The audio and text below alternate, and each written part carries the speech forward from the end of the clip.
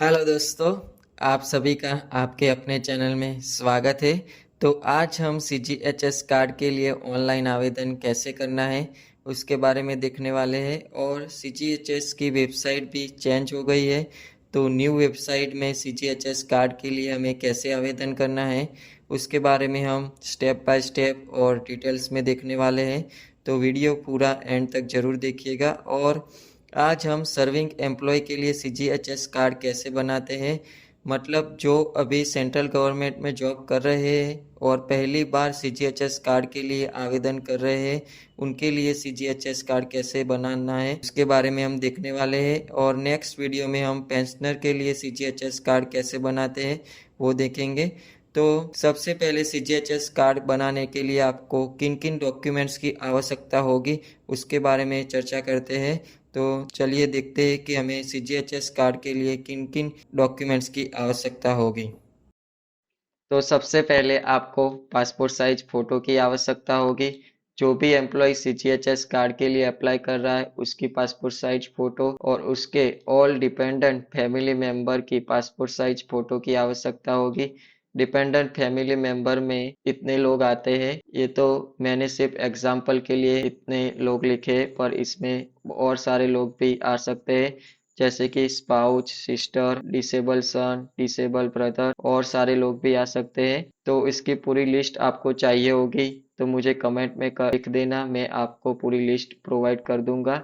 और passport size photo में most important बात कि पासपोर्ट साइज फोटो JPG और PNG फॉर्मेट में होना चाहिए और पासपोर्ट साइज फोटो की साइज 50 KB से कम होनी चाहिए। तो आपको आपका पासपोर्ट साइज फोटो और आपके ऑल डिपेंडेंट फैमिली मेंबर का पासपोर्ट साइज फोटो की आवश्यकता होगी।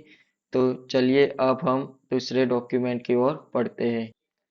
तो हमारा दूसरा डॉक्यूमेंट है आईडी प्रूफ। तो आपको आपका आईडी प्रूफ और ऑल डिपेंडेंट फैमिली मेंबर का आईडी प्रूफ अपलोड करना होगा। तो आईडी प्रूफ आप PDF, JPG, JPEG, PNG format में अपलोड कर सकते हैं और आपके आईडी प्रूफ की साइज 2 MB से कम होनी चाहिए। तो चलिए देखते हैं अब आईडी प्रूफ के तौर पर आप कौन कौन से डॉक्यूमेंट अपलोड कर सकते हैं। तो आप voter ID card, PAN card, Indian passport, valid departmental ID card, driving licence, ration card, 10th standard marksheet with photo, passbook with photograph issued by public sector bank. तो पब्लिक सेक्टर बैंक कौन सी होती है? SBI हो गई हमारी, फिर BOB, bank of Baroda, bank of India, Canara bank, Punjab national bank. तो वो सारी बैंक पब्लिक सेक्टर बैंक के अंदर आती है। तो वो पब्लिक सेक्टर बैंक का पासबुक का फोटो भी आप अपलोड कर सकते हैं। और लास्ट में है बर्थ सर्टिफिकेट। बर्थ सर्टिफिकेट भी आप आईडी प्रूफ के तौर पर अपलोड कर सकते हैं। तो आईडी प्रूफ के तौर पर आप इनमें से कोई भी डॉक्यूमेंट अपलोड कर सकते हैं। तो आपको आपका आईडी प्रूफ और आपके ऑल डिपेंडेंट फैमिली मेंबर का आईडी प्रूफ चाहिए होगा। तो चलिए अब हम दूसरे डॉक्यूमेंट की तरफ बढ़ते हैं। तो हमारा अगला डॉक्यूमेंट है इनकम प्रूफ। तो आपको आपके ऑल डिपेंडेंट फैमिली मेंबर का इनकम प्रूफ अपलोड करना होगा। आपकी फैमिली में जितने भी मेंबर हो उन सभी का आपको इनकम सर्टिफिकेट अपलोड करना होगा। तो आप इनकम सर्टिफिकेट के तौर पर क्या अपलोड कर सकते हैं? तो पान कार्ड और form 26AS of last 2 year. जो लोग इनकम टैक्स भरते हैं उनको पता होगा कि फॉर्म 26AS क्या होता है। जो आपने जो इनकम टैक्स भरा है उसका फॉर्म 26A लास्ट 2 ईयर का अपलोड करना होगा। दूसरा ऑप्शन है आपके पास, आप PAN card and income certificate from state government revenue department. तो आपके स्टेट गवर्नमेंट के रेवेन्यू डिपार्टमेंट से जो आपको इनकम सर्टिफिकेट मिला है वो भी आप इनकम प्रूफ के तौर पर अपलोड कर सकते हैं। तो आपको father and mother, son, daughter, spouse, minor brother, sister, father in law, mother in law, इन सभी का आपको इनकम प्रूफ अपलोड करना होगा। जितने भी आपकी फैमिली में डिपेंडेंट फैमिली मेंबर है उन सभी का आपको इनकम सर्टिफिकेट अपलोड करना होगा। पर यदि मान लीजिए कि आपके फादर की एज हो चुकी है और वो कुछ काम नहीं कर रहे और मदर भी हाउस वाइफ है, वो भी कुछ काम नहीं करती तो इनकम सर्टिफिकेट कहाँ से आएगा? इनकम ही नहीं होगी तो इनकम टैक्स भी आप नहीं भरते होगे, तो फॉर्म 26 ए भी आप नहीं भर सकते। तो इसके लिए आपको क्या करना है, ये केस में आपको डिपेंडेंसी सर्टिफिकेट अपलोड करना होगा। सन और डॉटर, अभी सन माइनर है, स्टडी कर रहा है और डॉटर भी स्टडी कर रही है, तो आपको क्या करना है, डॉटर स्टडी कर रही है, सन स्टडी कर रहा है, तो आपके पास उनका इनकम सर्टिफिकेट तो होगा नहीं, तो आपको क्या अपलोड करना है, उनका डिपेंडेंसी सर्टिफिकेट अपलोड करना है। स्पाउच के केस में भी यदि स्पाउच हाउस वाइफ हो तो उनका भी इनकम सर्टिफिकेट नहीं होगा, तो उनके केस में भी आप क्या कर सकते हैं, डिपेंडेंसी सर्टिफिकेट अपलोड कर सकते हैं। माइनर ब्रदर और सिस्टर के केस में भी यदि कोई इनकम नहीं कर रहे वो, तो आप डिपेंडेंसी सर्टिफिकेट अपलोड कर सकते हैं। And same case father in law mother in law की भी एज हो चुकी है और वो कुछ काम नहीं करते, उनको कोई पेंशन भी नहीं आता, तो आप क्या कर सकते हो, डिपेंडेंसी सर्टिफिकेट अपलोड कर सकते हो। तो इन सभी केस में आप डिपेंडेंसी सर्टिफिकेट अपलोड कर सकते हैं। आपको ऑनलाइन साइट में ये दोनों ऑप्शन ही दिखेंगे, डिपेंडेंसी सर्टिफिकेट का ऑप्शन नहीं दिखेगा, पर आपको टेंशन लेने की कोई ज़रूरत नहीं है। इनमें से कोई ऑप्शन सिलेक्ट करके आपको क्या करना है, डिपेंडेंसी सर्टिफिकेट अपलोड कर देना है। अब देखते हैं कि आपको डिपेंडेंसी सर्टिफिकेट मिलेगा कहाँ से, पर तो आपको डिपेंडेंसी सर्टिफिकेट आपके डिपार्टमेंट से मिलेगा। यदि आपको डिपेंडेंसी सर्टिफिकेट का एग्जाम्पल चाहिए तो मैं दे देता हूँ, अगली स्लाइड में आपको मैं दिखाऊंगा कि डिपेंडेंसी सर्टिफिकेट कैसा होता है। तो आपको क्या करना है, इन सभी केसेस में आपको ये इनकम सर्टिफिकेट अपलोड नहीं करना है, डिपेंडेंसी सर्टिफिकेट अपलोड करना है। तो चलिए अब हम देखते हैं कि डिपेंडेंसी सर्टिफिकेट कैसा होता है। तो चलिए देखते हैं कि डिपेंडेंसी सर्टिफिकेट कैसा होता है। तो डिपेंडेंसी सर्टिफिकेट इस तरह से दिखता है। तो यहाँ पर आपको क्या करना है, आपका नाम लिखना है, जो भी एम्प्लॉय सीजीएचएस कार्ड के लिए अप्लाई कर रहा है उसका नाम लिखना है, और उसका कॉलेज वो किस ब्रांच में और कहाँ पर काम कर रहा है ये यहाँ पर लिखना है। और इसमें देखो यहाँ पर माय पेरेंट्स की जगह आपको अपने हिसाब से आपके डिपेंडेंट फैमिली मेंबर के हिसाब से यहाँ पर अपडेट करना होगा कि my son, my daughter, my parents, my mother in law, my father in law, ये सब आपको आपके डिपेंडेंट के रिलेशन के हिसाब से आपको यहाँ पर चेंज करना होगा। और यहाँ पर देखिए, यदि आपका कोई डिपेंडेंट फैमिली मेंबर काम भी करता है, छोटा मोटा काम भी करता है, पर उसकी इनकम 9,000 से कम है, तो भी आप डिपेंडेंसी सर्टिफिकेट अपलोड कर सकते हैं। और आपको यहाँ पर क्या लिखना है, जो भी आपके डिपेंडेंट फैमिली मेंबर है उनका पूरा नाम और उनका रिलेशन, आपके साथ क्या संबंध है, वो यहाँ पर लिखना है।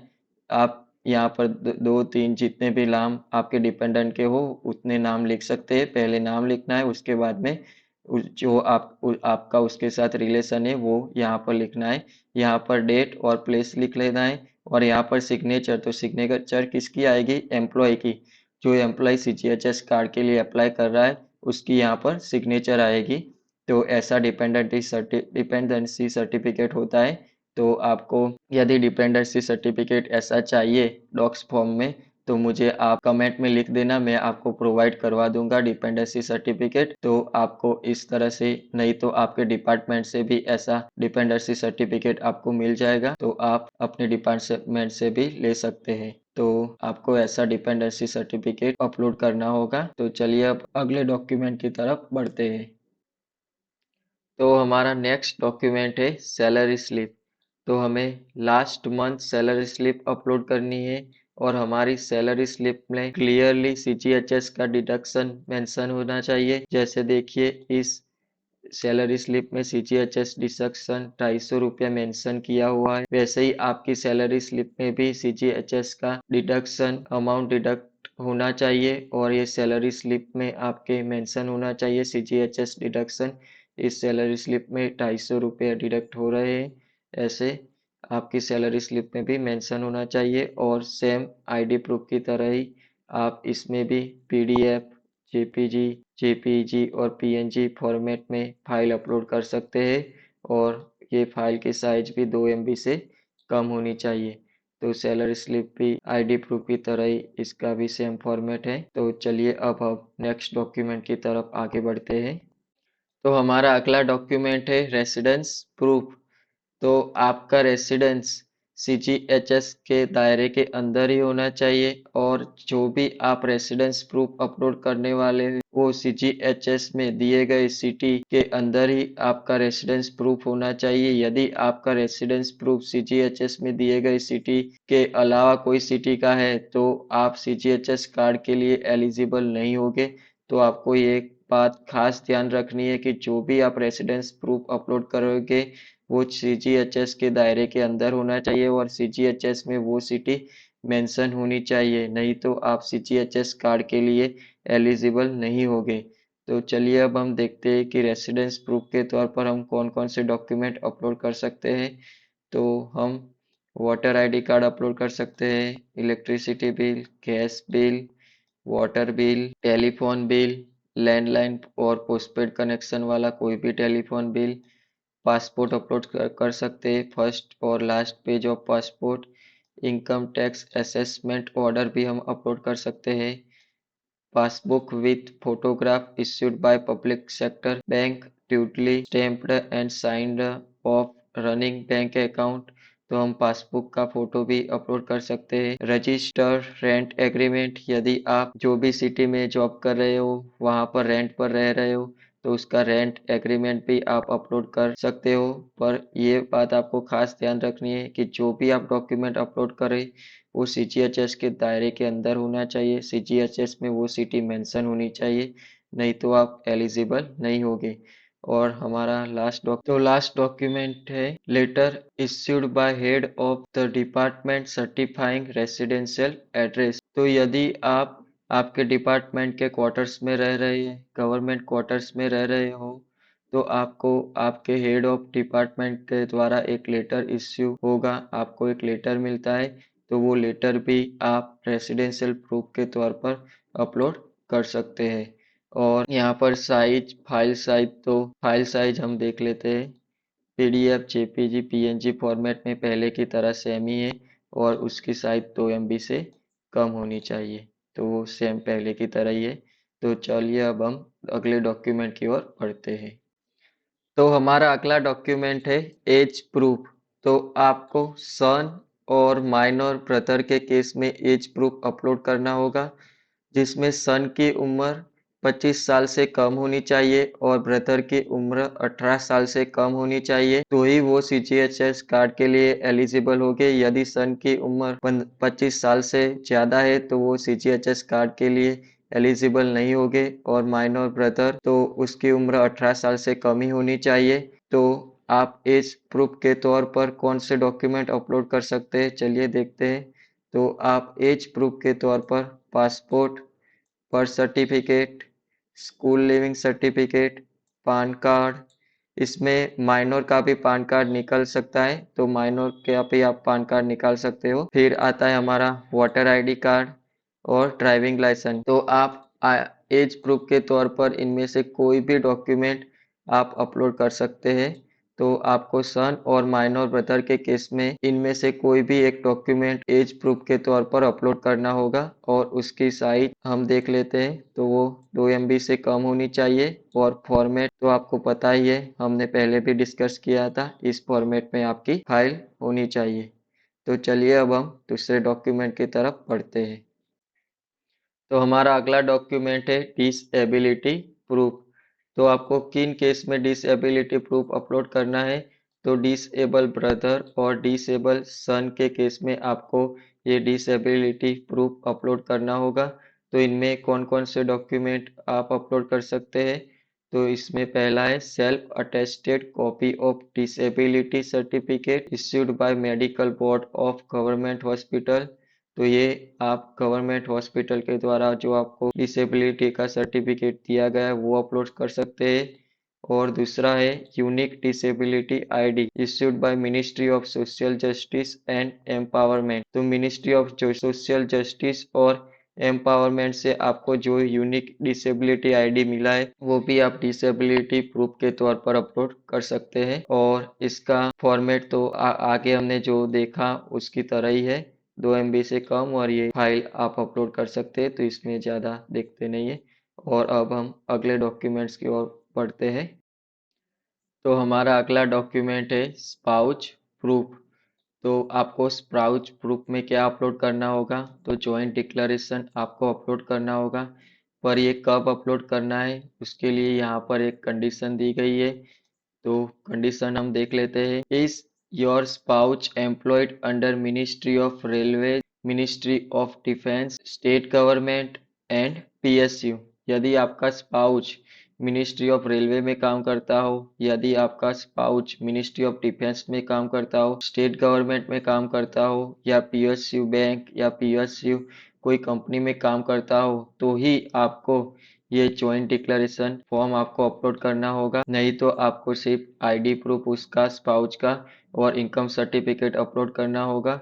तो आपको ये ज्वाइंट डिक्लेरेशन फॉर्म कहाँ से मिलेगा, तो आपको आपके डिपार्टमेंट से ये ज्वाइंट डिक्लेरेशन फॉर्म मिल जाएगा। और इसका फॉर्मेट तो पहले की तरह सेम ही है, फाइल फॉर्मेट, और 2 MB से उसकी साइज कम होनी चाहिए। तो चलिए अब हम लास्ट में कुछ देख लेते हैं कि तो चलिए अब हम लास्ट में डॉटर के बारे में देख लेते हैं। तो डॉटर के केस में आपको कोई एज लिमिट नहीं दी गई है, पर डॉटर के केस में आप जब तक आपकी डॉटर की शादी नहीं हो जाती तब तक आप उसके लिए CGHS कार्ड के लिए अप्लाई कर सकते हैं।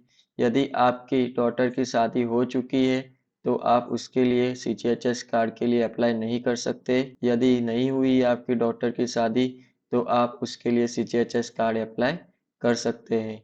तो चलिए अब हम देखते हैं कि ऑनलाइन वेब CGHS की वेबसाइट पर CGHS कार्ड के लिए कैसे आवेदन करते हैं, तो वो अब हम देखते हैं। तो CGHS के लिए ऑनलाइन आवेदन करने के लिए आपको सबसे पहले कोई भी एक ब्राउज़र ओपन कर लेना है।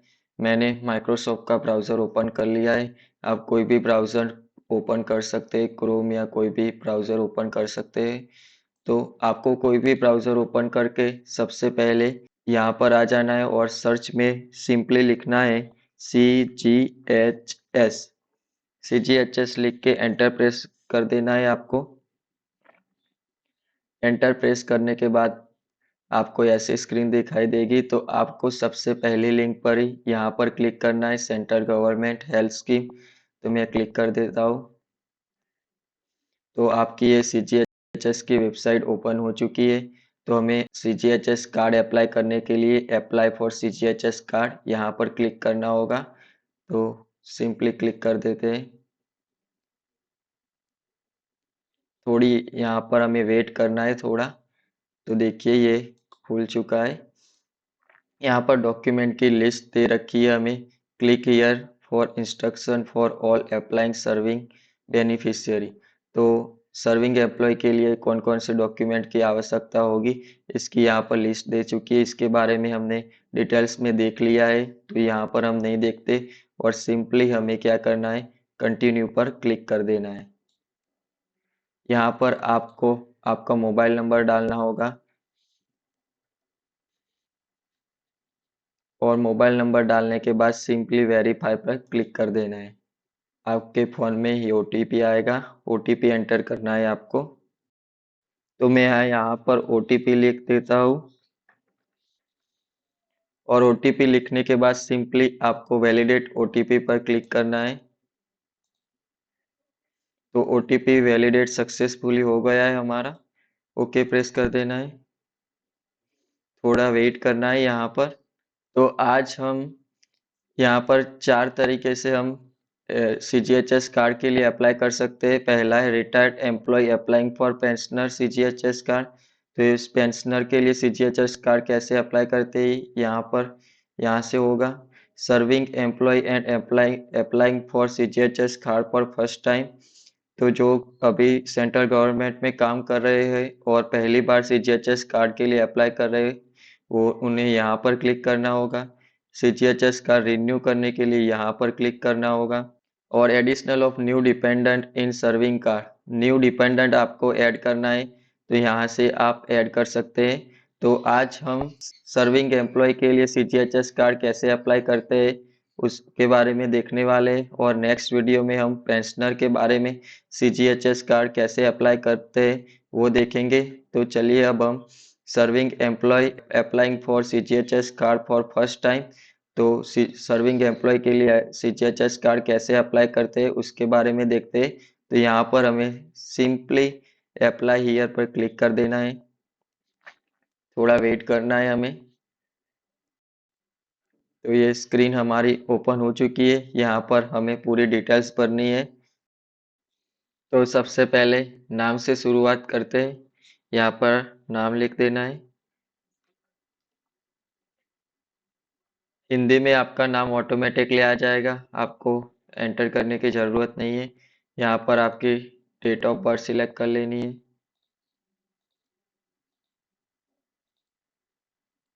यहाँ पर जेंडर सिलेक्ट कर लेना है। यहाँ पर आपका ईमेल आईडी लिख देना है, कंपलसरी नहीं है, पर हो तो लिख देना है आपके पास। फिर यहाँ पर रेसिडेंशियल एड्रेस लिखना है।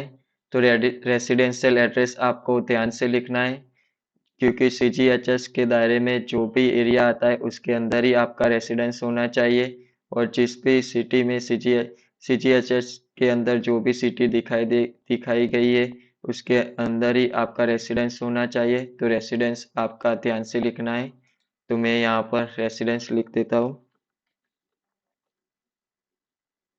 यहाँ पर पान नंबर लिखना है, कंपलसरी नहीं है, पर है तो लिख देना है आपको। फिर यहाँ पर आपका पिन कोड लिखना है। यहाँ पर स्टेट सिलेक्ट कर लेना है। डिस्ट्रिक्ट सिलेक्ट कर लेना है आपको यहाँ से। यहाँ पर सिटी सिलेक्ट कर लेनी है। ये सीजीएचएस कवर्ड सिटी है। देखो ये सिटी का सीजीएचएस कवर्ड सिटी का लिस्ट है। यहाँ पर पूरा लिस्ट दिया गया है। तो आपका रेसिडेंस इसके अंदर ही होना चाहिए। यदि ये सीजीएचएस कवर सिटी के बाहर की सिटी है आपकी, तो आप सीजीएचएस के लिए एलिजिबल नहीं होगे। तो यहाँ पर रेसिडेंशियल एड्रेस ध्यान से आपको लिखना है। ये सीजीएचएस सिटी कवर्ड सिटी है। तो मैं अपनी सिटी सिलेक्ट कर लेता हूँ। चलिए, ये वेलनेस सेंटर सिलेक्ट कर लेना है। ये ऑटोमेटिक ही आ जाएगा कंसर्न एडी ऑफिस। तो अब हमें पासपोर्ट साइज फोटो अपलोड करना है। तो सिंपली अपलोड पर क्लिक करके अपलोड फोटो पर क्लिक करना है। और यहाँ पर मैं पासपोर्ट साइज फोटो अपलोड कर देता हूँ। ओके प्रेस कर देना है। ये successfully passport size photo upload हो चुका है। पर यह बात आपको ध्यान रखनी है कि फोटो जेपीजी और पीएनजी फॉर्मेट में होना चाहिए और उसकी साइज 50 केबी से कम होनी चाहिए। अब आईडी प्रूफ। तो आईडी प्रूफ में आप इतने डॉक्यूमेंट अपलोड कर सकते हैं। मैं पान कार्ड अपलोड कर देते हैं। यहाँ पर हम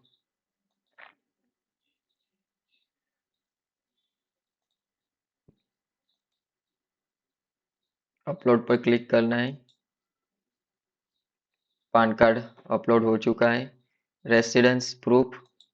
तो रेसिडेंस प्रूफ तो यहाँ पर letter issued by head of department certifying residential address वो सिलेक्ट कर लेते हैं।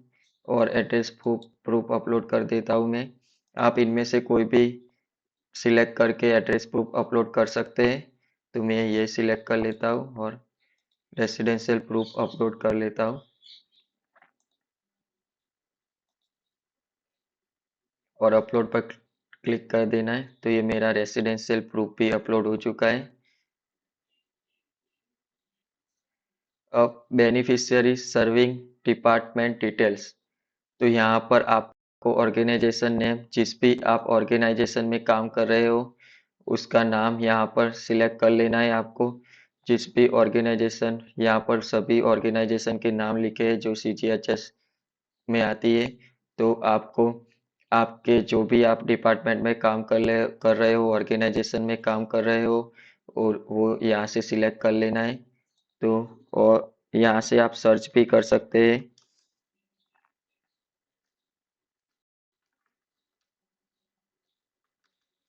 तो आपको आपका डिपार्टमेंट सिंपली यहाँ से सर्च कर लेना है और सिलेक्ट कर लेना है। तो ये सिलेक्ट हो चुका है। फिर यहाँ से दूसरी बार ऑर्गेनाइजेशन नेम फिर से आपको सिलेक्ट करना होगा। यहाँ पर वेट करना है, ओके प्रेस कर देना है, ओके प्रेस कर देना है। तो ये ऑर्गेनाइजेशन सिलेक्ट हो चुका है, नेम। यहाँ पर सर्विंग ही रहने देना है। कार्ड कैटेगरी, तो कार्ड कैटेगरी यहाँ पर यदि आप प्योरली सेंट्रल गवर्नमेंट में ही काम करते हो तो यहाँ पर आपको सर्विंग सिलेक्ट करना है। यदि आप ऑटोनोमस बॉडी में काम करते हो, ऑटोनोमस बॉडी मीन्स जो जैसे कि हमारा सर्वी रिसर्च सेंटर हो गया, फिर एम्स आती है, एम्स सभी एम्स ऑटोनोमस बॉडी में आती है सेंट्रल गवर्नमेंट की। तो आपको तो पता ही होगा कि आप किस में काम कर रहे हो, तो उस हिसाब से आपको सिलेक्ट करना है। आप यदि आप गवर्नमेंट की ऑटोनोमस बॉडी में काम करते हो तो यहाँ पर आपको सर्विंग ऑटोनोमसली सिलेक्ट कर देना है। नहीं तो यदि आप प्योरली सेंट्रल गवर्नमेंट में ही काम करते हो तो आपको यहाँ पर सिंपली सर्विंग पर क्लिक कर देना है। तो मैं यहाँ पर सर्विंग पर क्लिक कर देता हूँ। यहाँ पर सर्विंग, फिर आप जिस भी ऑफिस में काम करते हो उसका एड्रेस आपको लिखना होगा। तो मैं एड्रेस लिख देता हूँ। यहाँ से आपको पे लेवल सिलेक्ट करना है और यहाँ ये पे लेवल आपको आपकी सैलरी स्लिप में मिल जाएगा। बेसिक पे सिलेक्ट कर लेना है यहाँ से। तो यहाँ पर वार्ड अलॉटमेंट जनरल आ गया है।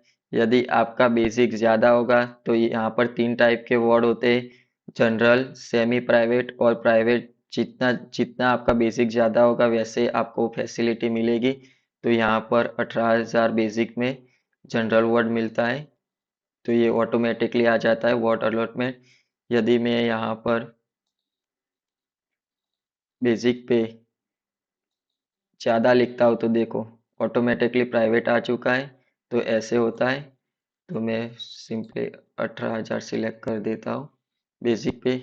और बेसिक पे और ये सारी डिटेल्स आपको सैलरी स्लिप से मिल जाएगी। ये जनरल आ चुका है। आपको यहाँ से सिंपली आपकी last month salary slip upload करनी है और उसमें CGHS डिडक्शन शो होना चाहिए। तो मैं यहाँ पर सैलरी स्लिप अपलोड कर देता हूँ और यहाँ पर अपलोड पर क्लिक कर देना है। तो ये सैलरी स्लिप अपलोड हो चुकी है मेरी। यहाँ पर डेट ऑफ रिटायरमेंट आपको लिखना है। तो आपके ऑर्डर में मेंशन ही होगा डेट ऑफ रिटायरमेंट, और कुछ कुछ सैलरी स्लिप में भी मेंशन होता है डेट ऑफ रिटायरमेंट। तो उस हिसाब से आपका डेट ऑफ रिटायरमेंट आपको लिख देना है। फिर यहाँ पर पूछ रहा है are you an deputation. Deputation means आप आपको जो ऑफिस दी गई है उसके अलावा आप दूसरी ऑफिस में काम कर रहे हो तो उसको डेप्यूटेशन पर कहते हैं। तो यदि आप डेप्यूटेशन पर है तो आपको यस कर देना है। और यस करेंगे तो आप कब से डेप्यूटेशन आपका कब हो एंड होगा तो ये यहाँ पर लिख देना है, डेट लिखनी होगी। यदि आप डेप्यूटेशन पर नहीं है तो यहाँ पर सिंपली नो लिख देना है। और ये सब लिखने के बाद आपको क्या करना है, नेक्स्ट पर क्लिक नहीं करना है। आपको डिपेंडेंट की डिटेल्स ऐड करनी है। डिपेंडेंट ऐड करने है तो यहाँ पर सिंपली आपको क्लिक कर देना है। तो यहाँ पर नीचे देखिए ये आपकी डिटेल्स यहाँ पर आ जाएगी। अब आपको आपके डिपेंडेंट की डिटेल्स ऐड करनी होगी। तो सबसे पहले फादर की डिटेल्स ऐड करते हैं हम। तो फादर सिलेक्ट कर देते हैं हम। यहाँ पर फादर का नाम लिख देना है। फादर की डेट ऑफ बर्थ सिलेक्ट कर लेनी है हमें। यहाँ पर मेल ऑटोमेटिकली आ जाएगा। डिपेंडेंट मोबाइल नंबर लिखना है यहाँ पर आपको। डिपेंडेंट मोबाइल नंबर लिख देता हूँ मैं। फिर यहाँ पर डिपेंडेंट का पान नंबर लिखना है। ये कंपलसरी नहीं है पान नंबर, अगर यदि आपके पास है तो पान नंबर लिख देना है, नहीं तो आप नहीं लिखेंगे तो भी चलेगा। फिर डिपेंडेंट पासपोर्ट साइज फोटो, तो यहाँ से डिपेंडेंट का पासपोर्ट साइज फोटो अपलोड कर देना है।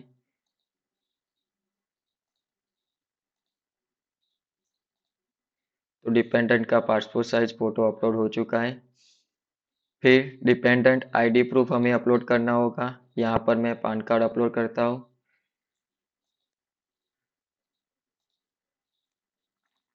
तो पान कार्ड अपलोड कर देते हैं सिंपली। फिर यहाँ पर डिपेंडेंट इनकम सर्टिफिकेट अपलोड करना होगा। तो इनकम सर्टिफिकेट में ये दो डॉक्यूमेंट आप अपलोड कर सकते हैं। पर यदि आपके फादर कुछ काम नहीं कर रहे, उनकी ज़्यादा एज हो चुकी है, वो घर पर आपके साथ ही रहते हैं, तो आपको इनमें से कोई भी सिलेक्ट करके, ऑप्शन सिलेक्ट करके आपको क्या करना है, डिपेंडेंसी सर्टिफिकेट अपलोड करना है। और डिपेंडेंसी सर्टिफिकेट के बारे में हमने पहले चर्चा की है। तो आपको वहाँ से डिपेंडेंट सर्टिफिकेट ले लेना है आपके डिपार्टमेंट से, और यहाँ पर आपको अपलोड करना होगा। यदि आपके फादर कुछ काम नहीं कर रहे, आपके साथ ही रह रहे, उनकी उम्र हो गई है, तो यहाँ पर सिंपली कोई भी ऑप्शन यहाँ पर सिलेक्ट करके आपको इनकम सर्टिफिकेट में आपको क्या करना है, यहाँ पर डिपेंडेंसी सर्टिफिकेट उनका अपलोड कर देना है। तो यहाँ पर सिंपली मैं डिपेंडेंसी सर्टिफिकेट अपलोड कर देता हूँ। तो ये फादर की डिटेल्स ऐड हो चुकी है।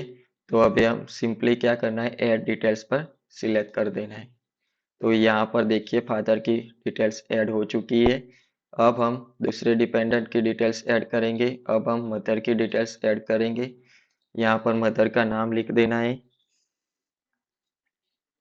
यहाँ पर मदर की डेट ऑफ बर्थ सिलेक्ट कर लेनी है। फीमेल ऑटोमेटिकली यहाँ पर आ जाएगा। मदर का मोबाइल नंबर, डिपेंडेंट का मोबाइल नंबर आपको लिखना है। तो मैंने मोबाइल नंबर लिख दिया है। पान नंबर, आपको मदर का पान नंबर लिखना है, यदि है तो लिखना है, नहीं तो आप नहीं भी लिख सकते। फिर आपको मदर का पासपोर्ट साइज फ़ोटो अपलोड करना होगा। तो हम यहाँ से पासपोर्ट साइज फ़ोटो अपलोड कर देते हैं। ओके प्रेस कर देना है। ऐसी एरर आपको आएगी तो आपको घबराना नहीं है, सिंपली यहाँ पर क्लिक करते रहना है, ये एरर दूर हो जाएगी। ये एरर सभी को परेशान करती है और आप फॉर्म अधूरा छोड़ देते हैं, पर आपको फॉर्म अधूरा नहीं छोड़ना है, ऐसे ही क्लिक करते ही रहना है, हो जाएगा आपका।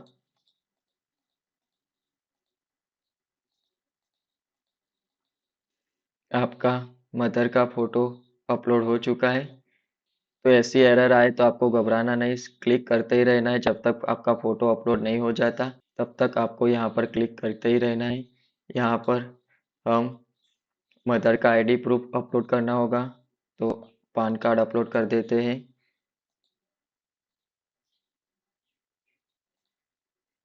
तो सिंपली यहाँ पर अपलोड पर क्लिक करके पान कार्ड अपलोड कर देते हैं। फिर आपको मदर का भी इनकम सर्टिफिकेट अपलोड करना होगा। यदि मदर हाउस वाइफ है और कुछ काम नहीं करती, तो पापा की तरह ही उनको भी आपको डिपेंडेंसी सर्टिफिकेट आपको अपलोड करना होगा।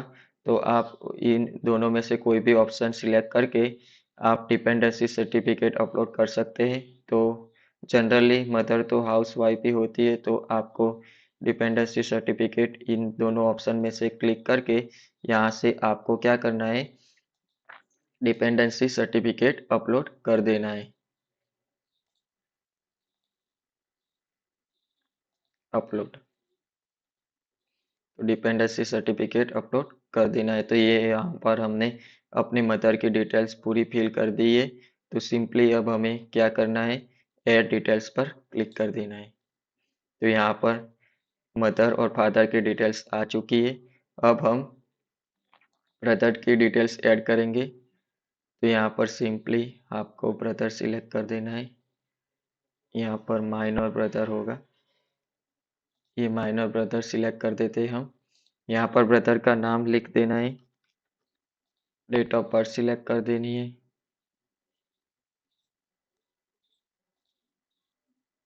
मेल ऑटोमेटिकली आ जाएगा। फिर ब्रदर का मोबाइल नंबर लिख देना है। यदि मोबाइल यूज़ नहीं करता तो आप कोई भी डिपेंडेंट का मोबाइल नंबर यहाँ पर लिख सकते हैं। ब्रदर का पासपोर्ट साइज फ़ोटो आपको यहाँ से अपलोड करना है। तो ऐसी एरर आती है तो आपको घबराना नहीं है, सिंपली क्लिक करते रहना है, तो फोटो अपलोड हो जाएगा। ऐसे ही क्लिक करते रहना है, फॉर्म अधूरा छोड़ना नहीं है, इसकी वजह से, ये टेक्निकल इश्यू की वजह से ये आता है। तो आपको यहाँ पर क्लिक करते ही रहना है, फोटो अपलोड जब तक नहीं हो जाती तब तक यहाँ पर क्लिक करते ही रहना है आपको।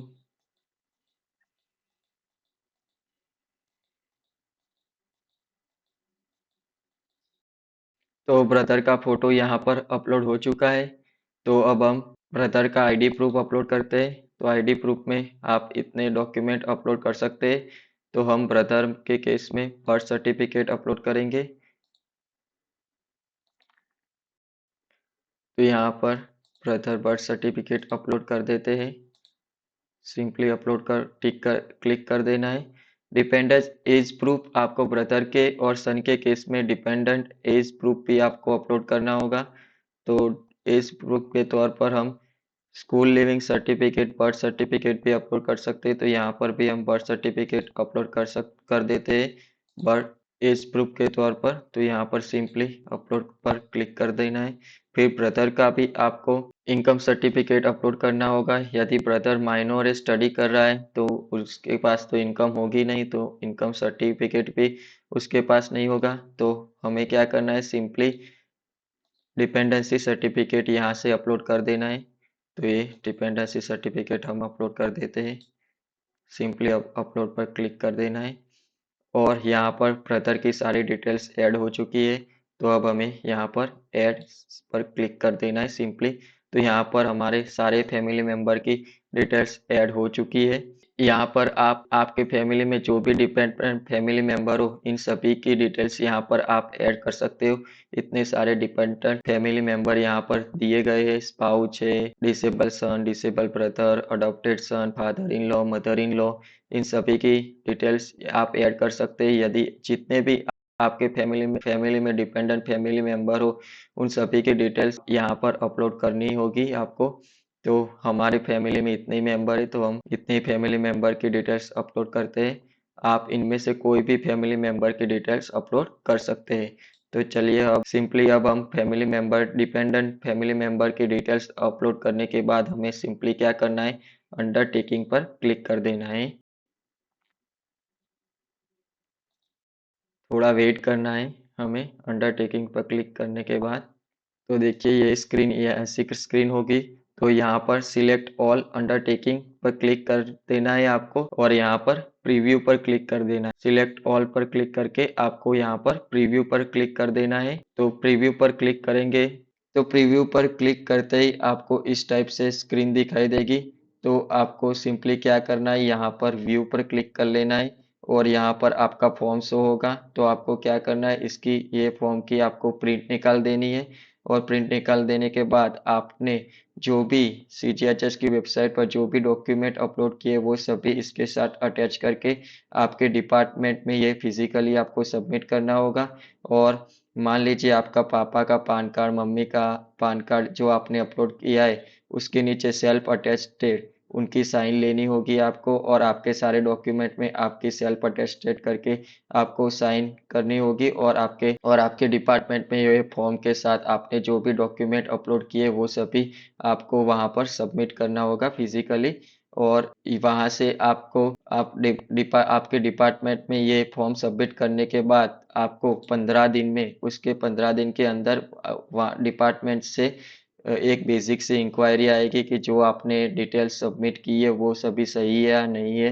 आपके फादर और मदर आपके साथ रह रहे या नहीं रह रहे, वो पेंशनर है या वो कोई गवर्नमेंट जॉब तो नहीं करे, वो बेसिक सी इंक्वायरी आपकी होगी। और आपको ये सारे क्वेश्चन पूछे जाएंगे आपके डिपार्टमेंट की ओर से। तो आप ये सारी इंक्वायरी होने के बाद आपका डिपार्टमेंट क्या करेगा, जो आपका फॉर्म है वो CGHS में सबमिट कर देगा। और CGHS में सबमिट करने के बाद आपको 1 हफ्ते में आपके रजिस्टर मोबाइल नंबर पर मैसेज आ जाएगा कि कार्ड अप्रूव्ड बाय CGHS। और यहाँ पर भी आप स्टेटस देख सकते हैं, किसी कार्ड अप्रूव्ड बाय CGHS ऐसा स्टेटस में मैसेज आ जाएगा। तो ऐसे आप CGHS कार्ड के लिए आवेदन कर सकते हैं ऑनलाइन और कार्ड ऑनलाइन निकाल सकते हैं। तो thank you for watching my video. और इसमें आपको कोई भी दिक्कत आ रही हो CGHS कार्ड में तो आप मुझे कमेंट में लिख देना, मैं आपकी ज़रूर से हेल्प करूँगा। और कोई भी दिक्कत आए तो सिंपली कमेंट में लिख देना, मैं आपकी पूरी तरह से हेल्प करूँगा। Thank you for watching my video. Thank you.